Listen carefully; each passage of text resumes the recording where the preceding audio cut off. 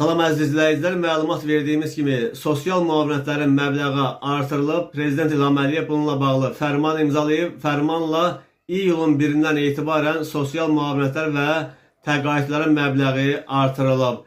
Əvvəl qısa məlumat vermişdim bu barədə. İndi detallı məlumatı sizin diqqətinizə çatdırıram.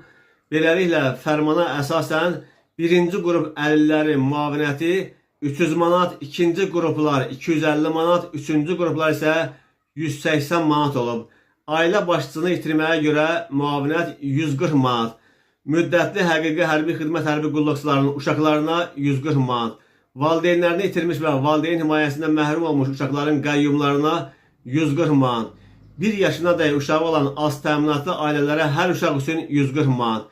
5-dən çox uşağı olan qadınlara hər uşaq üçün 140 manat.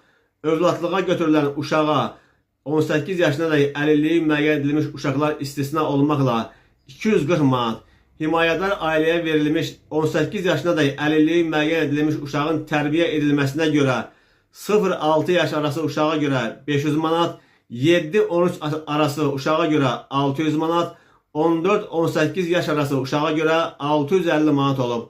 Uşağın anadan olmasına görə müavinət 600 manat olub. Dəfn üçün müavinət 600 manat. 2025-ci il iyulun 1-dən Azərbaycan Prezidentinin təqaüdlərinin aylıq məbləği aşağıdakı kimidir. Azərbaycan Respublikasının Vətən Müharibəsi qəhrəmanı adı verilmiş şəxslərə 2200 manat. Azərbaycanın milli qəhrəmanı adı verilmiş hər bir şəxs üçün 2000 manat. Şəhid ailəsi üçün 700 manat. 20 yanvar şəhidinin ailəsi üçün 700 manat. Əfqanistanda Sovet qoşunlarının tərkibində beynəlmiləl borcunu yerinə yetirərək həlak olan, itkin düşmüş və məhkəmə qaydasında ölmüş elan edilən hərbi qulluqçuların ailələrinə 700 manat.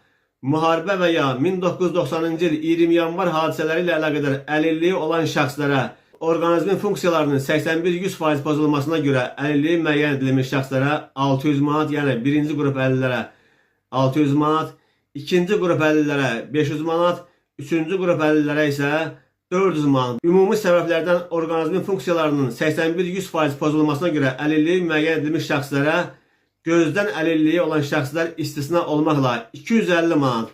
Ümumi səbəblərdən orqanizmin funksiyalarının 81-100% pozulmasına görə gözdən əlilliyi müəyyən edilmiş şəxslərə 350 manat.